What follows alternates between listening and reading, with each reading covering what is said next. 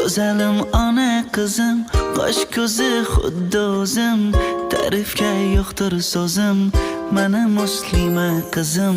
Oy desam oydan go'zal, so'zlari qandu asal, dada desaman kasal, bo'laman ona qizim. Qizalog'im oyna, sho'x shodon oyna, bir kulib oyna, bugun sen tug'ilgan kun.